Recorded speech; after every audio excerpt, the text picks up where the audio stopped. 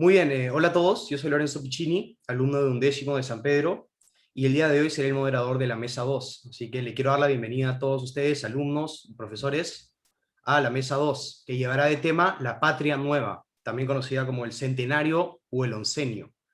En esta mesa buscaremos dar respuesta a diversas preguntas sobre el oncenio y su naturaleza desde una perspectiva humana. Les recuerdo a todos que buscamos fomentar la conversación y el intercambio de ideas siempre desde el respeto, el entendimiento y la comprensión.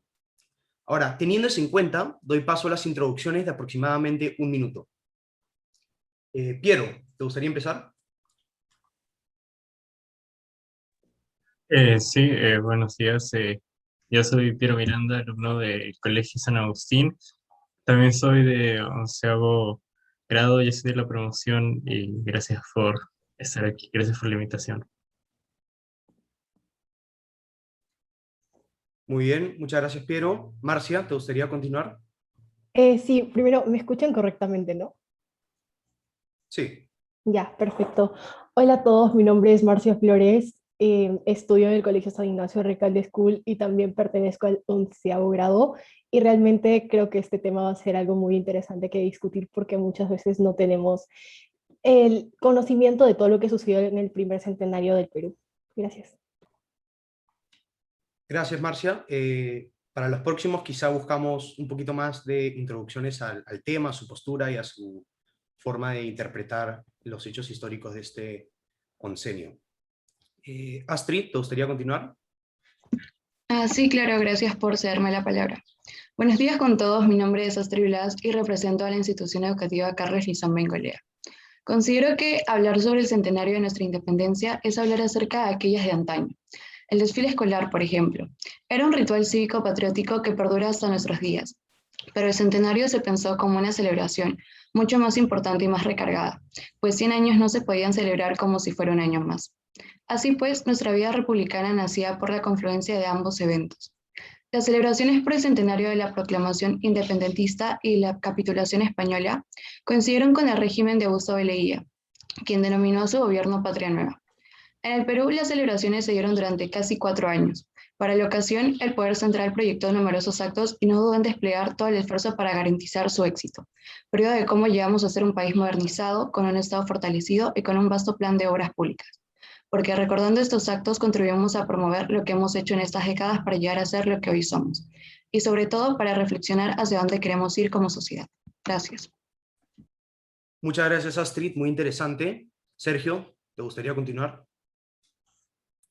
Sí, muchas gracias. Mi nombre es Sergio Vances, represento a el Liceo Naval Almirante Guise, también estoy en quinto año y me gustaría empezar hablando sobre recordar que los primeros 100 años de nuestra independencia resultan innegables al momento de pensar en la gran cátedra de acontecimientos ocurridos que llevan arrastrando al Perú desde sus primeros gobiernos hasta la llegada de la llamada Patria Nueva, el oncenio de Leguía, e incluso la actualidad, ya que una maleabilidad en las leyes que estancaron al país, independientemente de los progresos respecto, bueno, a lo mencionado, industrialización, la modernización del país respecto a las obras públicas, el fin de la aristocracia, la superación de la esclavitud y el tributo indígena, como podría ser llamados otros aspectos en los que el Perú fue mejorando.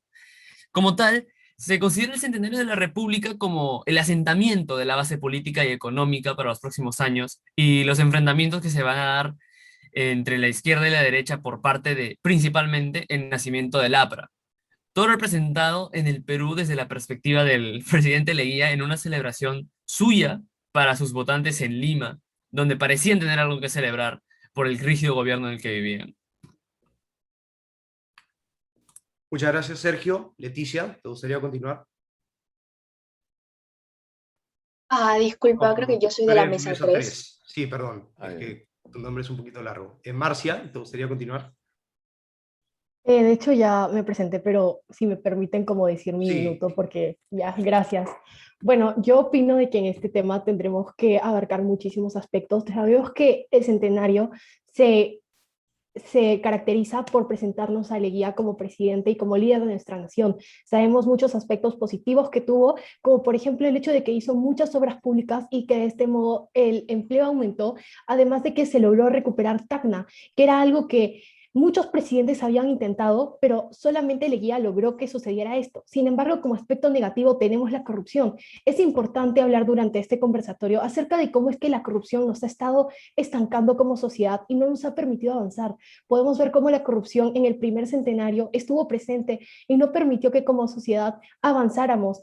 Podemos ver además cómo la Gran Depresión impactó en nuestra nación. No solamente fue un problema de Estados Unidos, sino también al Perú tener capital de Estados Unidos impactó en nuestra nación y por eso es que este presidente cayó junto con la gran corrupción que hubo. Es importante conocer además también lo que muchos de ustedes han hablado y poder abarcar si es que esta fue una celebración nacional o si fue una celebración solamente limeña. Recordemos que el Perú es un país muy centralizado. Muchas gracias. Muchísimas gracias, Marcia. Luis, ¿te gustaría continuar con tu introducción al tema? Claro, el primer punto que yo me gustaría tocar vendría siendo la Patria Nueva. Ese nombre, Patria Nueva. Para saber qué era la Patria Nueva tenemos que saber qué significaba para Augusto B. Leguía. Y para Augusto B. Leguía significaba un desarrollo económico y social. En el aspecto económico buscaba emplear distintas técnicas de financiamiento, en este caso vendrían siendo los empréstitos, que beneficiaran a la clase media y popular. En el caso social, buscaba de que se integre en la sociedad al indígena. Con esto me refiero a de que dejen de tener como única opción un trabajo mal remunerado. A lo largo de este oncenio, del oncenio de Leguía, pudimos observar varios errores, como dijeron nuestros compañeros, y así como se podría decir, unas victorias para el Perú. Pero debido a que el gobierno de Leguía fue tan centralizado, podemos ver que aún en la actualidad aún falta un desarrollo en nuestra sierra y selva. Y esto lo podemos comprobar en esa época a través de la pandemia de 1919, con la pandemia de la gripe española, en donde hubieron más infectados y más muertos en Iquitos y Ica, mientras que en Lima, donde hubo un rebrote, hubieron menos infectados y menos muertos. Muchas gracias, Luis.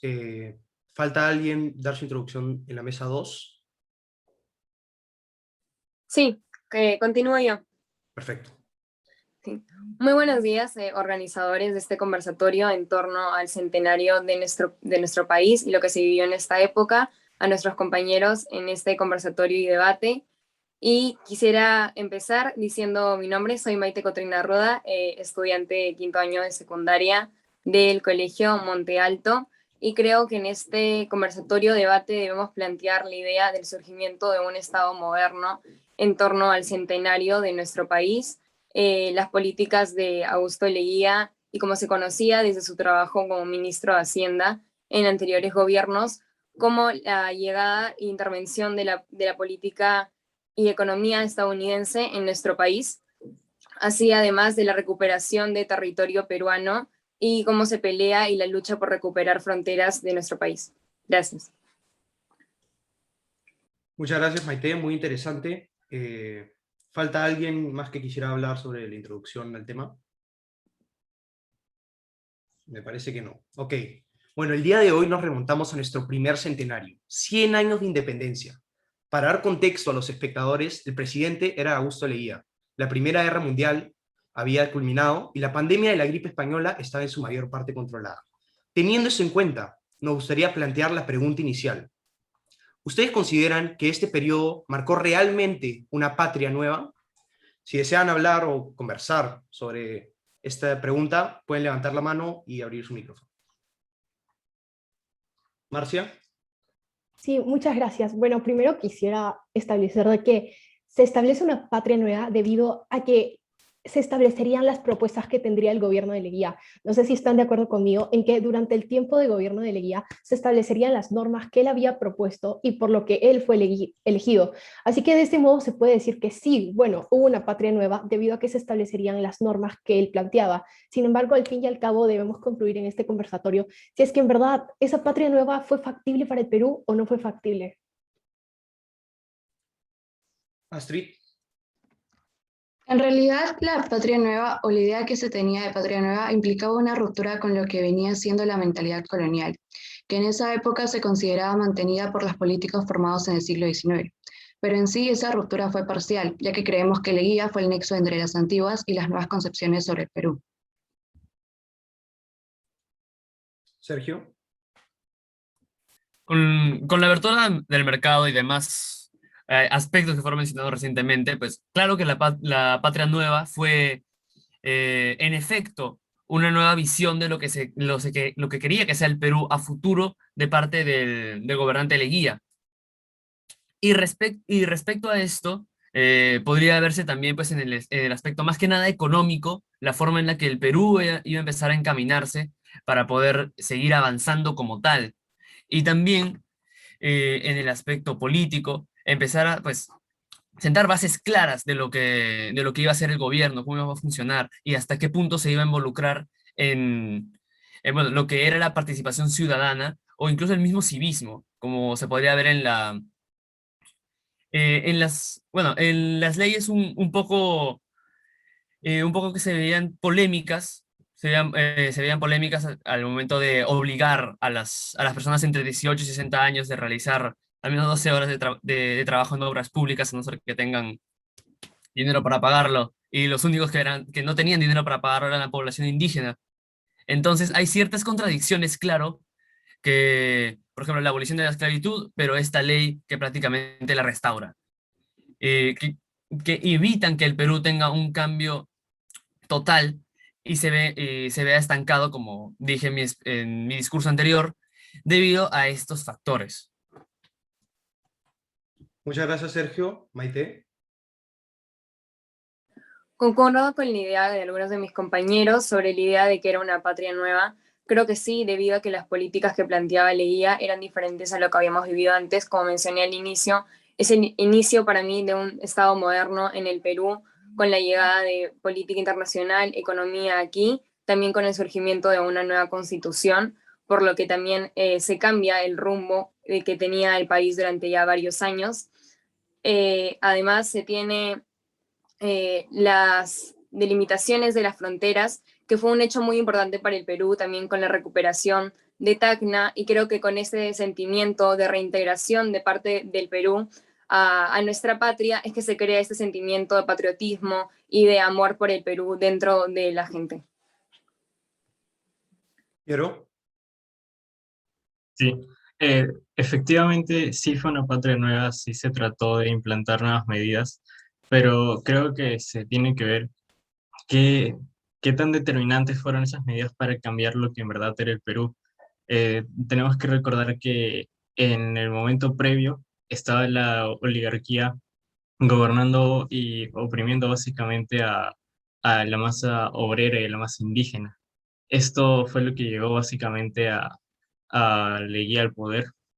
Y ese problema estructural, a pesar de tratar de cambiarlo en la Constitución, se tiene que ver qué tan importante fue y si es que se llegó a eliminar con leyes como la ley de conscripción vial, si es que de verdad se dejó de explotar a la población indígena y obrera. Y Fernando. Bueno, yo quería argumentar un poco más lo que dijo mis últimos compañeros. Básicamente, hablamos de un choque entre Leguía, lo que pensaba Leguía y lo que hacía Leguía, debido a que mucho de lo que pensaba no lo realizaba. Esto lo pudimos ver cuando redactó la Constitución de 1920, donde trataba de proteger al indígena en el artículo 51 y 58. Básicamente se buscaba reconocer al indígena y protegerlo y que el Estado apoyara y supervisara el desarrollo de este indígena. Pero así como dijo mi compañero, a través de la ley vía conscripta, se vio un claro choque debido a que la ley dictaba de que los indígenas, el campesinado, estaba obligado a construir y hacerle mantenimiento a las carreteras, algo que no dejaba que tengan un buen desarrollo y seguían teniendo el trabajo mal remunerado. Muy bien, Sergio.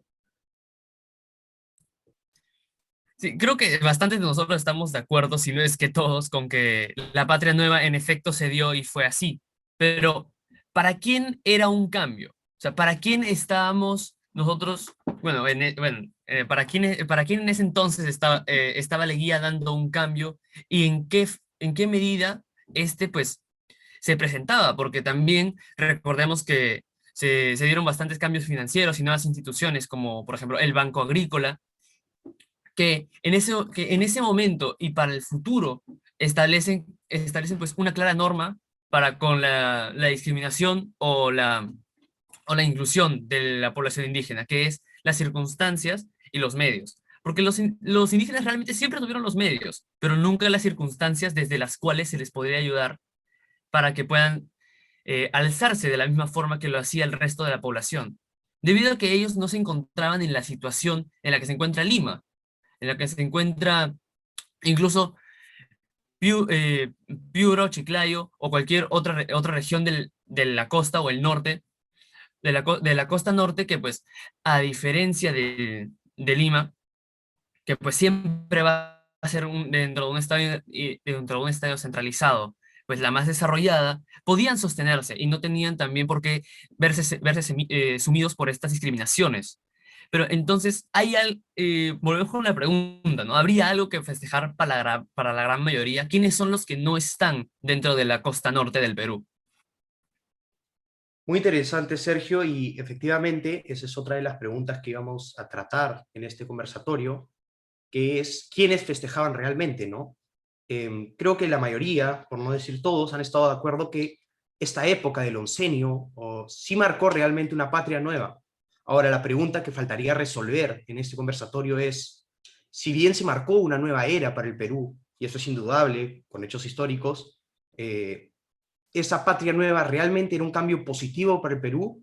¿O más bien era algo que nos estancaría en ese mismo ciclo de corrupción y problemas que vemos hasta el día de hoy? Viendo eso, me gustaría plantear la siguiente pregunta, que es, ¿quiénes festejaban realmente frente al gobierno de Leguía y esta celebración masiva que fue el centenario? Marcia. Sí, bueno, primero quería destacar algo y es que mis compañeros hablaron acerca de la modernización y creo que esto va entrelazado con la pregunta que acaba de plantear, debido a que sí, durante el gobierno de Leguía se hicieron muchas obras. Por ejemplo, en mi discurso empecé a hablar sobre cómo las obras públicas generaron empleo. Se crearon escuelas industriales, se fundó la compañía administradora del guano, se reformó el sistema aduanero. Sabemos que sí se hizo una patria nueva. Sin embargo, ¿quiénes lo celebraban realmente? Como sabemos, el Perú es un país centralizado. Actualmente podemos ver cómo la mayoría de las cosas que suceden aquí en Lima. Entonces, toda la modernización que trajo el gobierno de Leguía, lo siento, fue directamente aquí en Lima, mas no impactó tanto en los otros lugares del Perú. Y eso es algo que muchos de los presidentes que empezaron desde el año cero hasta el centenario, como podemos ver en el caso de Leguía, solamente se centraron más que todo en Lima, porque ahí es donde más gente podía verlo, porque ahí es donde más gente podía notar el trabajo que ellos hacían, como también la corrupción los estancó, ¿no? Es importante rescatar que Leguía fue uno de los presidentes más corruptos, y no solamente lo digo yo, lo dice el libro de La corrupción en el Perú. Ahí se destaca cómo la corrupción nos ha estancado como sociedad y cómo Leguía fue uno de los presidentes más corruptos. Entonces, ¿cómo se piensa avanzar como sociedad si la corrupción es lo que nos estanca, es un obstáculo en la vida del país, de los presidentes y de los gobernadores que tenemos? Gracias. Muchas gracias, Marcia. ¿Alguien más le gustaría participar? Bueno, Sergio, ¿sí? Sí, lo siento mucho. Entonces, respecto a lo que se dice con la corrupción y bueno, todos los aspectos negativos que trajo el gobierno de Leguía al Perú, entonces yo creo que realmente estos se ven minimizados por, por la real intención de la obra que él realizó. Y también pues por que independientemente de la corrupción o de todas las implicaciones que pudiera haber habido en su gobierno, él realizó lo que había prometido, que desde ese punto no era igualitario y no era de cierta forma lo adecuado para todas las poblaciones del Perú. Entonces, si partimos desde ese punto, ya no tenemos que centrarnos en la corrupción, sino en los actos que él realmente cometió, que serían para con la provincia la explotación más extensiva de lo que sería la producción agrícola, y también se hablaron de las fronteras, la recuperación de Tacna. ¿Qué tan difícil fue hacerlo? Hemos pensado en las implicaciones que esto tuvo, en las consecuencias, en si realmente vale la pena ese territorio por todo lo que se perdió, los recursos utilizados y la necesidad que hubo, porque fue una necesidad establecida en un decreto del Supremo del Gobierno en 1914. El hecho de que se promulgue esta ley de construcción vial mm, para que se tenga una salida respecto a la construcción de obras públicas y, bueno, el pago de trabajadores y generación de empleos en vez de esclavos. Muchas gracias, Piero. Sí, creo que aquí hay muchas cosas que se tienen que notar y una de esas primero es la causa de todas estas obras. Yo creo que no fue tanto un festejo nacional porque tenemos que ver que las intenciones de Leía era más que nada traer capital extranjero para que sean inversionistas en el Perú porque quería industrializar el país, hacerlo un poco más capitalista y que se pudiera desarrollar de esa manera. Se creó un problema que hasta ahora lo vivimos fuertemente y es la centralización. O sea, creo que es inevitable ver que hay un desarrollo enorme si comparamos a Lima con una provincia del interior del país. Y creo que es ahí donde está una de las consecuencias más grandes y la respuesta a esta pregunta y es cómo esta atracción de capital generó una gran diferencia entre Lima y las demás regiones del país. Creo que se tiene que ver que muchas de esas obras públicas fueron orientadas solo para nuestra capital y no hacia otras regiones que quedaron olvidadas. Muchas gracias, Astrid. Bueno, yo estoy de acuerdo con lo que mencionó una compañera, que en sí fue festejo de todos los peruanos quienes vivieron una década festejando el centenario, ya que al transcurso de los años se iban inaugurando nuevas obras, pero si bien es cierto fue una fiesta popular, conforme pasaron los años se fue centrando en lo que viene a ser Lima. Muchas gracias, Maite. Sí, concuerdo con mis compañeros, pero creo que es importante destacar que con la llegada de la inversión norteamericana al país es que hubo un gran crecimiento en las industrias mineras y petroleras en nuestro país y que permitieron también la diversificación del trabajo generando nuevos empleos. Y es así que con el incremento de los ingresos en nuestro país se logra una eficiente también recaudación de impuestos que gracias a ello se permiten grandes obras públicas y creo que es importante destacar que también hubieron grandes obras públicas en otras provincias, como la llegada de desagüe y agua a varias de estas, además de la construcción de diversas carreras que permitieron una mayor comunicación y conexión dentro del país. Muy bien, muchas gracias, Maite. Efectivamente, ha sido muy interesante escuchar todas las perspectivas que tienen ustedes sobre la realidad detrás de este festejo y quiénes festejaban realmente. Sin embargo, me gustaría remontarme particularmente a lo que mencionaron, me parece que Piero y Marcia, sobre la centralización de Lima, del Perú en Lima en estas épocas. No es una duda que esta época se caracteriza y se destaca por la gran modernización que se llevó a cabo, la construcción y el inicio de obras que hasta el día de hoy siguen siendo súper significativas para el Perú.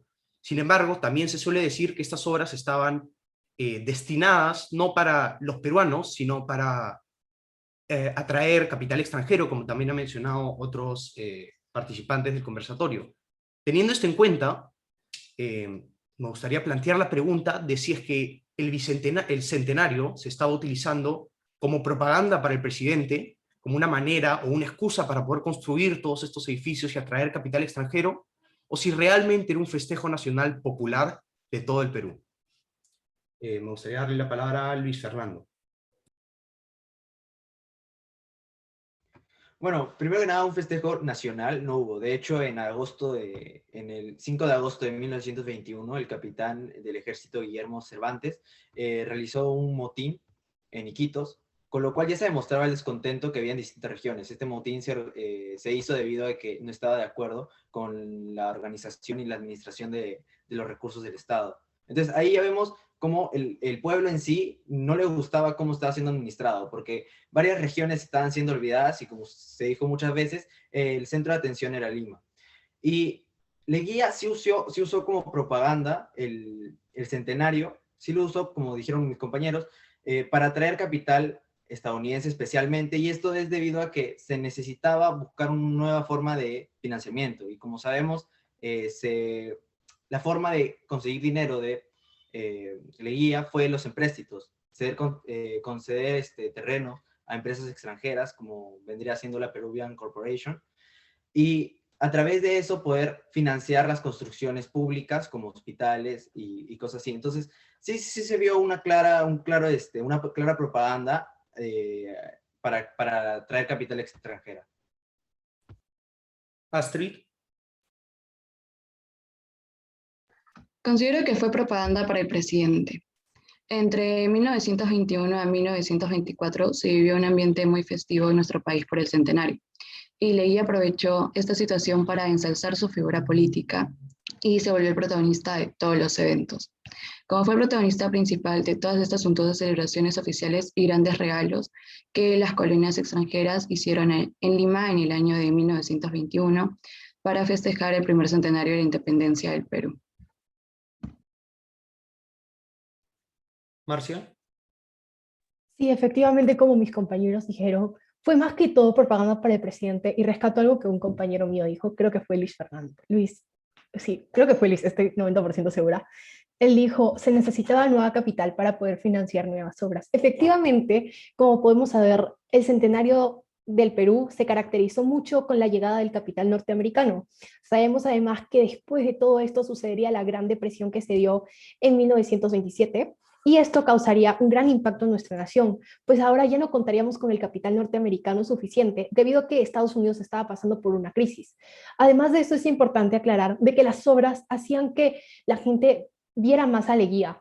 La gente se acercaba por la gran aglomeración de las personas, y si vemos imágenes de Leguía durante la inauguración de estas obras públicas, por ejemplo, la Plaza San Martín, que fue inaugurada por él, podemos ver cómo hay gran cantidad de gente y él está avanzando con otras personas. Podemos ver cómo es que él así hacía que las personas lo vieran como alguien que ayudaba a la nación.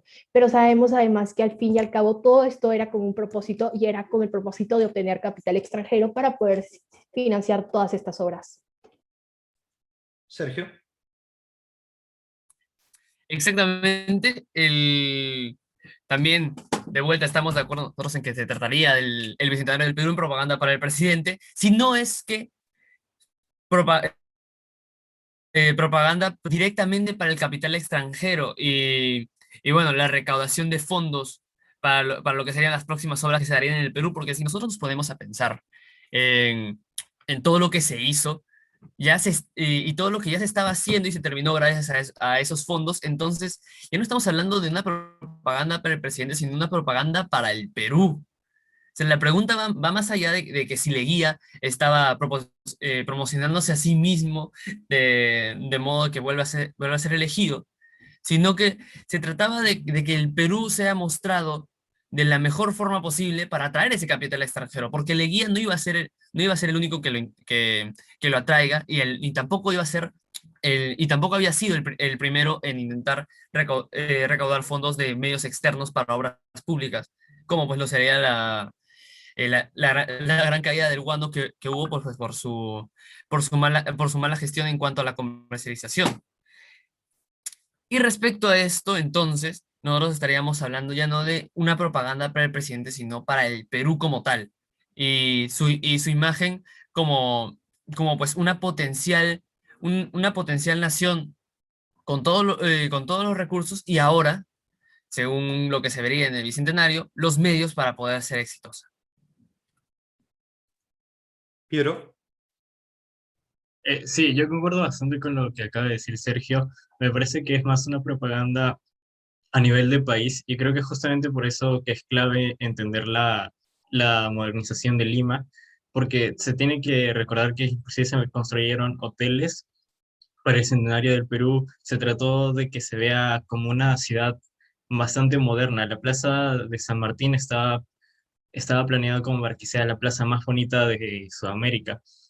Todos estos detalles querían mostrar que el Perú era uno de los países sudamericanos que tenía más potencial para el futuro, más potencial para que la gente venga y traiga inversiones. Es por eso que Leguía en ese momento se endeudó, tuvo deudas millonarias con Estados Unidos, justamente para mostrar este potencial del Perú. ¿Por qué? Porque si tenía todo si se tenía toda esta percepción del Perú, entonces le iban a poder dar más préstamos, le iba a poder recaudar más dinero aún. Maite. Sí, creo que es importante recordar que con la llegada de Leguía al gobierno, parte de la población popular tenía mucho apoyo a Leguía, lo apoyaban mucho, incluso lo llegaron a llamar Nuevo Mesías o Huiracocha, ya que tenían mucha esperanza en su gobierno. Además, concuerdo con mis dos últimos compañeros respecto a que la propaganda era finalmente para nuestra nación más que la figura de Leguía, ya que la figura de Leguía ya era en realidad reconocida internacionalmente y era lo que le había permitido la comunicación y esos nexos con otros países y esa buena relación con el Perú debido a anteriores cargos que él ya había tenido en el exterior. Muy bien, muchas gracias, Maite. Concuerdo con muchos de ustedes. Esta época fue quizá un festejo nacional para promocionar el Perú, pero a la vez se utilizó como una excusa para poder dar esta modernización de Lima. No queda duda de que las modernizaciones que se dieron estaban más que nada hechas para el extranjero, como mencionaron los hoteles. Se crearon muchos hoteles para que puedan venir representantes, diplomatas, y esto en realidad no era algo creado para apoyar a la gente necesitada, ¿no? A los indígenas. Quizás sí hubo un apoyo, eso sí hay que recalcarlo, a la clase media. Se crearon muchas zonas, se urbanizaron muchas zonas para que puedan tener sus hogares.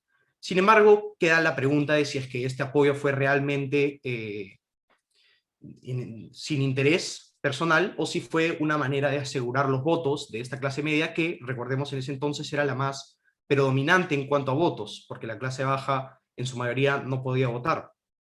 Ahora, me gustaría remontarme a la apertura de esta ceremonia cuando el historiador Edu Torres habló sobre el Perú y cómo no habíamos tenido la capacidad de pasar la página luego de épocas, y por ello seguíamos a día de hoy con costumbres hasta virreinales, ¿no? Costumbres de antaño que permanecen en nuestra sociedad y manchan a nuestra sociedad y nos encasquillan en esta corrupción y este sistema de gobierno que tenemos hoy en día, ¿no? En ese contexto, me gustaría plantear la pregunta de si es que esta celebración, este festejo o esta propaganda nacional, como ustedes consideren que fue este centenario, fue una forma de pasar la página luego del trauma nacional que hubo después de la Guerra del Pacífico, ¿no? Esta pregunta, si bien es específica, considero que la podemos ligar con otras preguntas más abiertas, como por ejemplo si es que este era un festejo nacional o limeño, o si había algo que festejar para la mayoría. Así que teniendo eso en cuenta, ¿a alguien le gustaría conversar sobre esta perspectiva?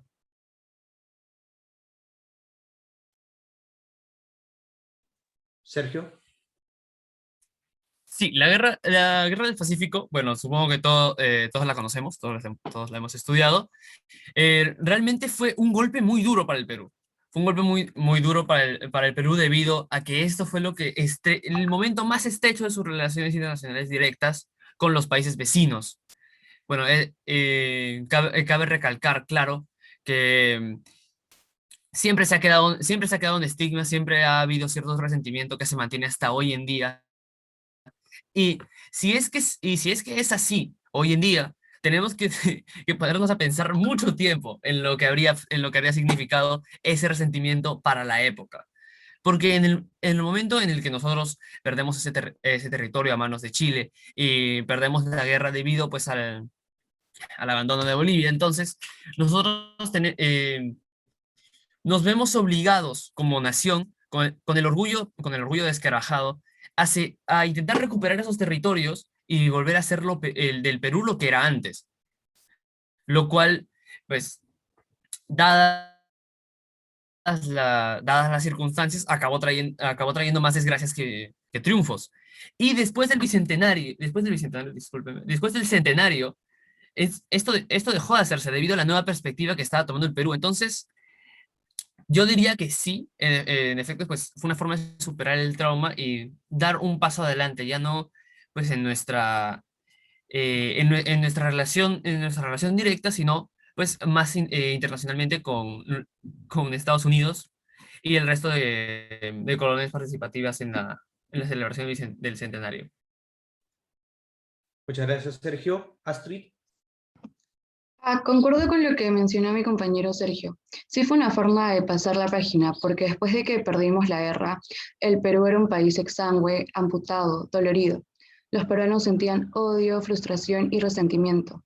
Además que no solo nos afectó en el ámbito social, sino también en el ámbito económico, porque el guano y el salitre eran los principales productos de exportación del Perú.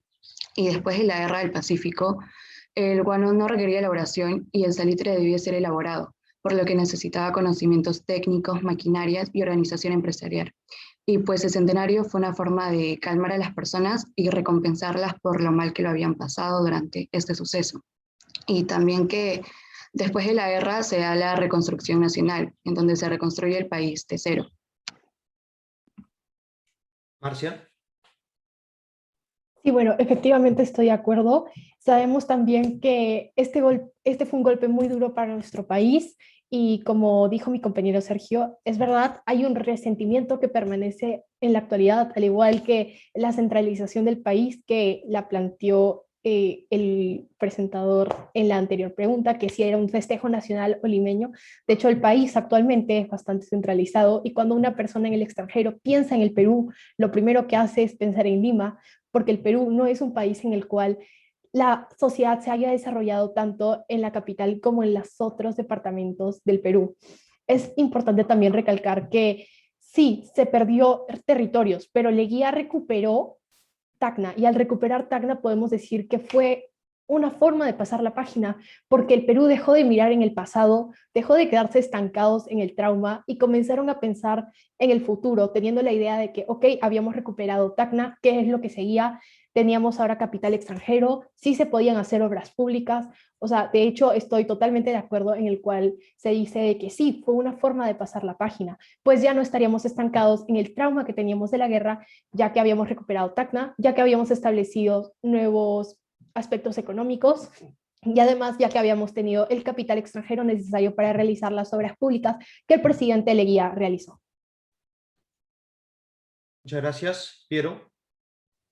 Sí, se tiene que ver mucho qué cosas ya estábamos logrando con todo lo que venía en los años previos. Se tiene que ver que ya había se quería demostrar una oportunidad para el Perú, que ya habíamos alcanzado una estabilidad económica, que traíamos inversión del extranjero, que por fin teníamos un gobierno estable que apoyaba tanto a la clase media como a las clases indígenas, y se quería demostrar que el Perú, o sea, a pesar de ya haber pasado unos años de la guerra, podía ser un país estable, podía ser un país que sí diera para hablar.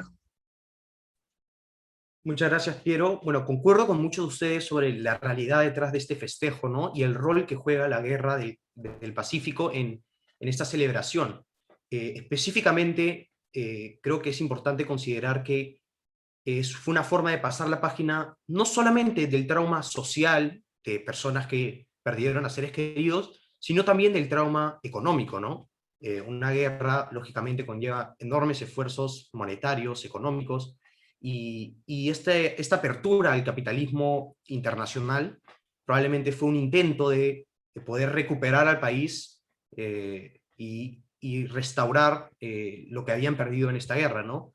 Lógicamente ellos no sabían que en el 29 vendría una crisis económica que afectaría a todo el planeta casi, pero bueno, fue un intento al menos.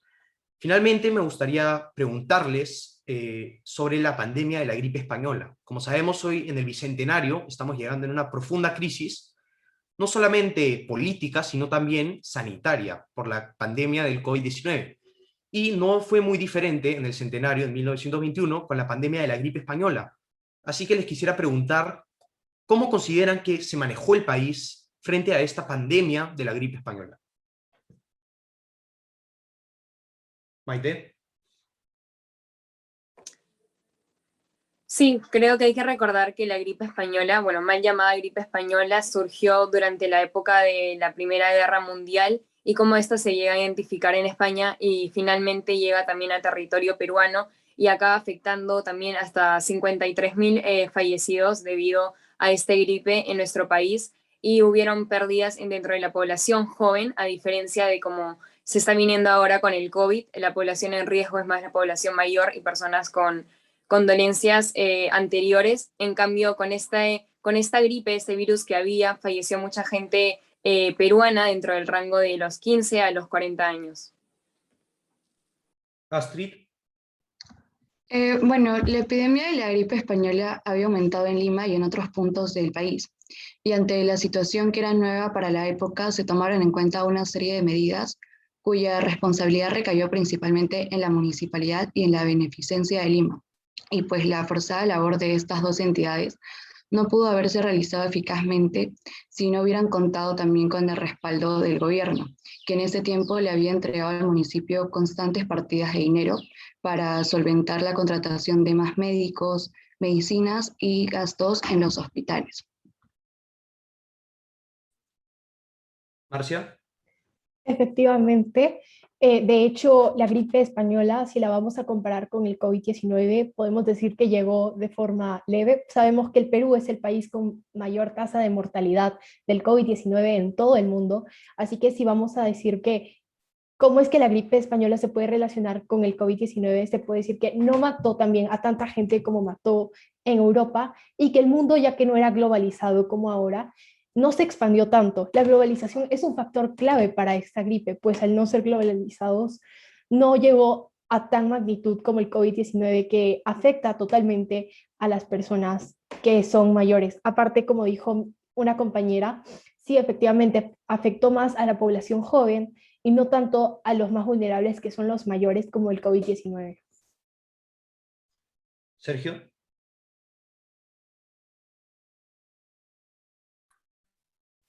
Dentro del historial epidemiológico del Perú, que nosotros podemos revisar pues, haciendo esa búsqueda en Google, podemos encontrar que hay un gran registro sobre los impactos que tuvo y, claro, las medidas que se dieron respecto a todo lo que fue la gripe española, la influenza, como quieren llamar.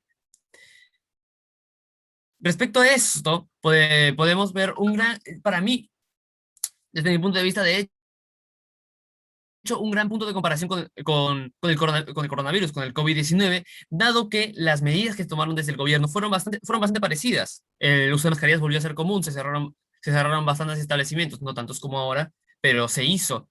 Y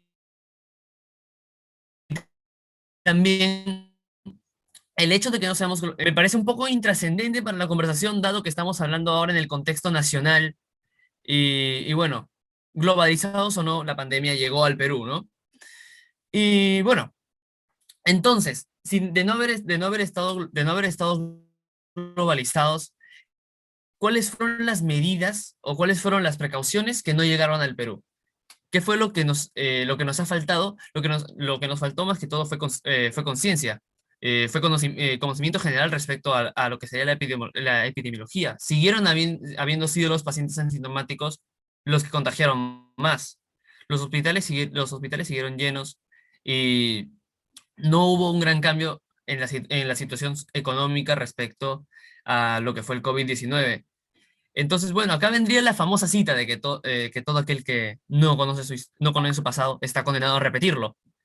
Pero ya sería una conversación más aparte del tema, al dejarlo más allá de que bueno, la gripe española fue llevada por el gobierno en menor medida de lo que se ha dado con el COVID-19, que es la clara intención de la pregunta, el dar ese punto de comparación.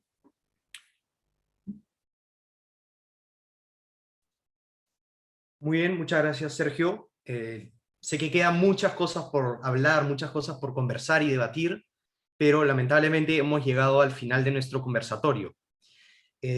Durante nuestra conversación y nuestro diálogo hemos logrado analizar realmente la realidad detrás de esta patria nueva y de este festejo nacional, ¿no? Hemos logrado ver que quizá no era un festejo nacional realmente, sino era más una propaganda. Ahora hemos tenido un par de discrepancias sobre la naturaleza de esta propaganda, si era una propaganda del Perú para abrirse a mercados internacionales, particularmente Estados Unidos, o si es que era una propaganda para el mismo presidente, ¿no? Hemos visto, por ejemplo, la urbanización de zonas que conversamos antes, y cómo esto era utilizado como herramienta para poder asegurar el voto en la clase media, ¿no? Al mismo tiempo, hemos logrado conectar este suceso con otros sucesos importantes de la historia del Perú, como por ejemplo la Guerra del Pacífico. Hemos visto cómo esta época fue usada, esta celebración del centenario fue utilizado como una forma de sobrellevar el trauma que había sufrido el Perú, tanto social como económicamente, y cómo fue utilizado como una forma de pasar la página, ¿no? Como dijimos. Y a su vez, hemos visto cómo se manejó la pandemia de la gripe española en el Perú, conectándolo así con el bicentenario, que es el que estamos viviendo ahorita, con la pandemia del COVID-19, ¿no? Quiero agradecerles a todos los representantes de los colegios por participar. Considero que ha sido un diálogo muy fructífero, hemos llegado a conclusiones y es sumamente importante poder ver nuestra historia de esta manera, dialogando desde el respeto, desde la comprensión, para así llegar a conclusiones quizá parciales, quizá totales, pero poder aprender de nuestra historia. Muchas gracias.